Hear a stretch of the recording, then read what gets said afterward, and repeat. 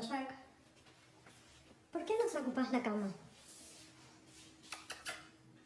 ¿Por qué nos estás ocupando la cama, amor?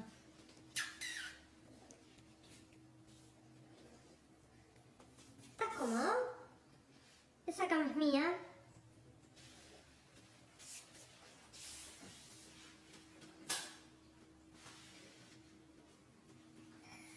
Ah, sí, dale, tranquilo.